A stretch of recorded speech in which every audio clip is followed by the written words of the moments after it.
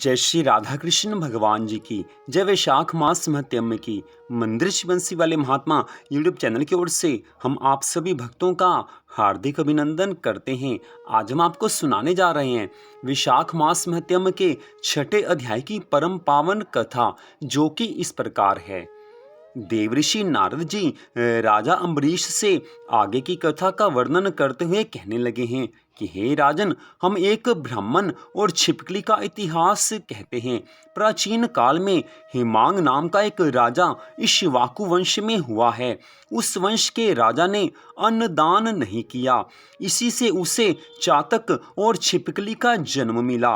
वह निर्धन और निर्बल ब्राह्मणों की बहुत सेवा किया करता था, लेकिन विद्वान वे तेजस्वी वेद पाठी ब्राह्मणों की सेवा नहीं करता था। जो वस्तु स्वयं सुलभ है उसका दान नहीं करता था। उसका कहना था कि दुर्लभ वस्तु का दान उत्तम होता है। वह ब्राह्मणों का बड़ा भक्त, किसी की निंदा ना करने वाला, शत्रुओं पर विजय पाने वाला तथा जितेंद्रिय था। उसने इतने यज्ञ किए कि कुशाओं से पृथ्वी पर कुशा ही कुशा दिखाई देने लगी। उसने गोभूमि तथा स्वर्ण दान देकर अनेक ब्राह्मणों को प्रसन्न किया। कोई ऐसा दान नहीं जो उसने ना किया हो, परंतु कभी उसने वैशाख मास में जल दान नहीं किया। वह कहता था कि अलभ्य वस्तु का दान करना चाहिए, जल तो सहज में ही मिल जाता है, अतः जल का दान नहीं करता था। अतः वह राजा लूल्हे, लंगड़े, अंधे और जीविकाहीन ब्राह्मणों की सेवा किया करता था, किंतु वेद पाठी, तत्वज्ञानी और ब्रह्मवादियों की पूजा नहीं किया करता था। वह कहता था कि विख्यात ब्राह्मणों की सेवा तो सब ही करते हैं, लेकिन अनाथ, अनपढ़ और दरिद्रों की सेवा कोई नहीं करता, इसलिए वह उनकी सेवा किया करता था। उसके मन में यही भाव था कि यही दया के पात्र हैं, इसलिए वो विद्वान ब्राह्मणों की सेवा नहीं किया करता था। इसी दोष के कारण 3 जन्म तक उसको चातक की योनि मिली, फिर एक जन्म में वो गिद्ध हुआ, फिर 7 जन्म तक कुत्ते की योनि मिली, फिर एक राजा के महल में छिपकली की योनि में उत्पन्न हुआ है। इस प्रकार इस राजा का मिथिलापुरी के राजा श्रुति कीर्ति के घर में छिपकली बनकर द्वार की चौखट पर कीड़ों का भक्षण करते हुए उसको 87 वर्ष बीत गए। एक समय श्रुति देव ऋषि भूखे प्यासे दोपहर के समय मार्ग में थके हुए मिथिलापति के घर आए। ऋषि को देखकर राजा ने खड़े होकर उनका बड़ा आदर सत्कार किया है। मधुपर्क आदि करके उनका पूजन किया, उनके चरण धोकर अपने माथे पर उस जल को छिड़का है। देव योग से उस जल की एक बूंद छिपकली पर भी जा पड़ी।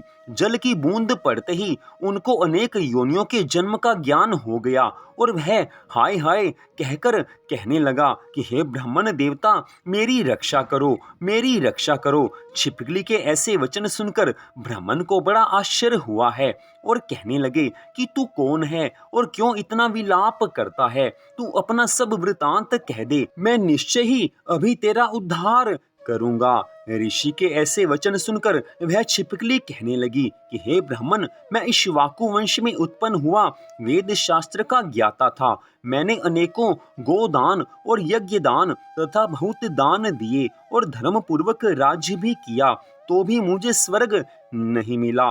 3 जन्म तक चातक और 1 जन्म तक कुत्ते की योनि में रहा, अब इस छिपकली की योनि में रह रहा हूँ।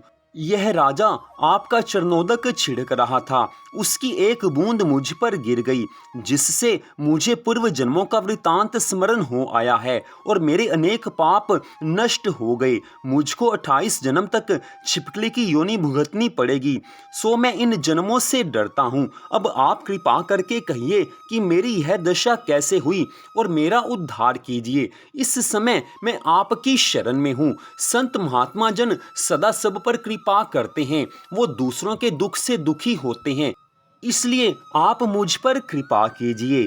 तब ऋषि ने अपने ज्ञान चक्षु द्वारा सब कुछ जान लिया और कहने लगे कि मैं तुम्हारी बुरी योनि का कारण जानता हूँ, तुम ध्यान देकर सुनो।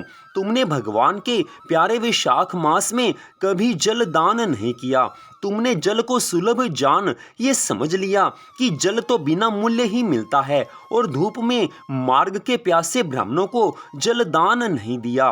महात्माओं की अवज्ञा इस लोक और परलोक दोनों में दुखदायी है। सज्जनों की पूजा ही धर्म, अर्थ, काम और मोक्ष को देने वाली है।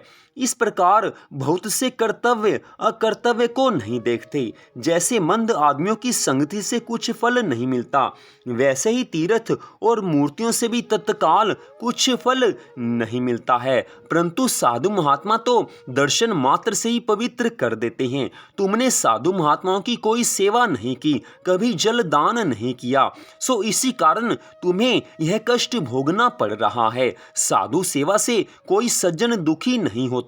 तुमने ना तो जल दान किया, न साधु महात्माओं की सेवा की, इसी कारण तुम्हारी ऐसी दुर्गति हुई है। तो इस दुर्गति से छूटने का उपाय मैं तुम्हें बता रहा हूं। अब मैंने जो वैशाख मास में पुण्य किया है वह तेरे को दे दूंगा, उसी के फल से तेरे को शांति प्राप्त होगी। इससे तेरे भूत, भविष्य, वर्तमान तीनों कालों के कर्मों के संस्कार दूर हो जाएंगे। इतनी बात कहकर उन ऋषि महाराज ने जल स्पर्श करके एक दिन के वैशाख स्नान के पुण्य का फल उसको दे दिया।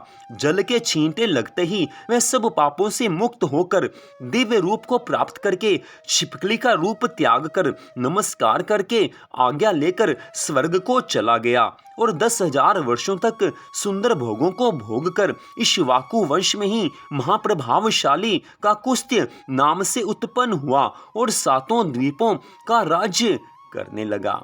इतनी कथा सुनाकर देवऋषि नारद जी कहने लगे हैं कि हे राजा अम्बरीश, इस प्रकार वैशाख मास में जल दान को बहुत ज्यादा महत्वपूर्ण माना गया है। साधु महात्माओं की सेवा से भगवान की कृपा मिलती है। जो मनुष्य साधु महात्माओं की सेवा करते हैं, उनका सत्संग करते हैं, उनके ऊपर भगवान की कृपा हो जाती है। उनके जीवन में सुख संपत्ति आनंद आते हैं और जिनके ऊपर साधु महात्माओं की कृपा हो जाए उनको जीवन में कभी दुख प्राप्त नहीं होते हैं। साधु महात्माओं की संगति से मोक्ष का द्वार खुल जाता है। भगवान स्वयं बारंबार कहते हैं कि जो मनुष्य साधु महात्माओं की सेवा करता है वह मुझे बहुत अधिक प्यारा है। जो मनुष्य श्रद्धा भावना से विद्वान ब्राह्मणों की पूजा, सेवा, आराधना करता है वह अवश्य ही मुझे प्राप्त होगा।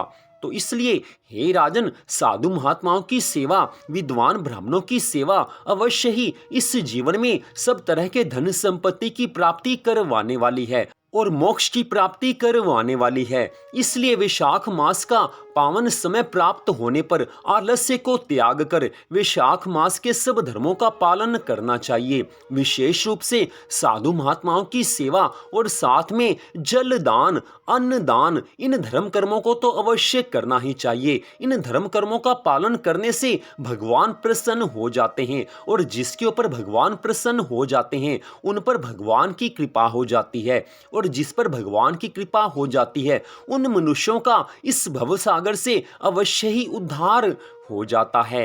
हे राजन, वैशाख मास की कथा को सुनने में तुम्हारी रुचि देखकर मुझे अत्यंत प्रसन्नता हुई है।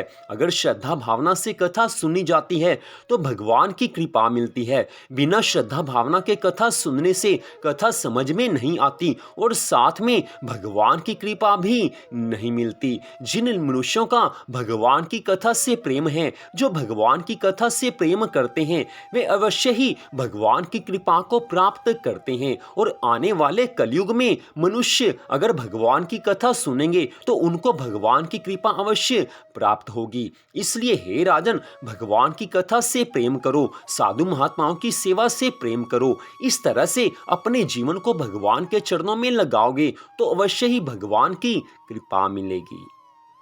तो इस प्रकार वैशाख महात्म्य के 6ठे अध्याय में देवऋषि नारद जी ने राजा अम्बरीश से वैशाख मास में जल दान, अन्न दान और साथ में साधु महात्माओं और विद्वान ब्राह्मणों की सेवा की महिमा को स्पष्ट बताया है। जो मनुष्य इस प्रकार देवऋषि नारद जी के कथनानुसार वैशाख मास में इन सब धर्म कर्मों का पालन करते हैं उन पर भगवान की कृपा हो जाती है।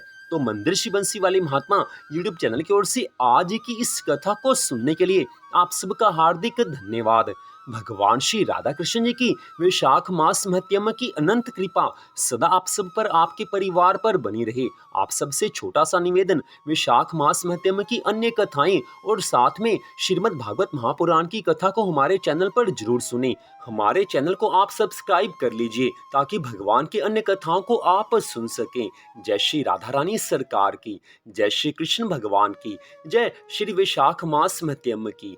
जय जय श्री राधे, जय जय श्री राधे, जय जय श्री राधे श्याम।